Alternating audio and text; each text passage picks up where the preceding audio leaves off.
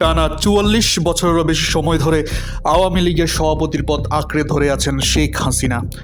বারবার নেতৃত্ব ছাড়ার কথা বললেও কখনো তিনি বিকল্প কারো কথা উচ্চারণ করেননি। এমনকি দলীয় নেতৃত্ব তার উপস্থিতিতে কে বা কারা দলের হাল ধরবেন সেই উত্তরাধিকারের পরিকল্পনা নিয়ে কখনো তিনি প্রকাশ্যে মুখও খোলেননি।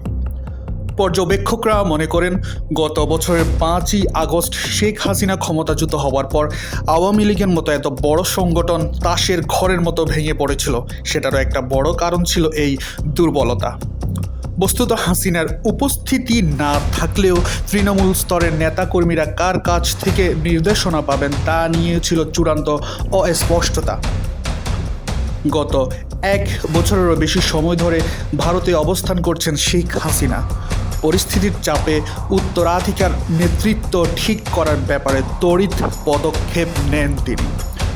বিবিসি বাংলার একটা প্রতিবেদনে এ সংক্রান্ত খবর প্রকাশিত হয় যে ছেলে জয় ও মেয়ে পুতুলকে সরাসরি নেতৃত্বে নিয়ে আসছেন শেখ হাসিনা। তাছাড়া এখানে আরও মুখ্য ভূমিকায় থাকবেন শেখ রেহানার ছেলে ববিরও। এক্ষেত্রে ভারতের প্রধান বিরোধী দল কংগ্রেসের নেতৃত্বে রাহুল গান্ধী ও প্রিয়াঙ্কা গান্ধীকে নিয়ে যে মডেলটা অনুসরণ করছে সেই একই মডেল অনুসরণ করতে পারেন শেখ হাসিনা।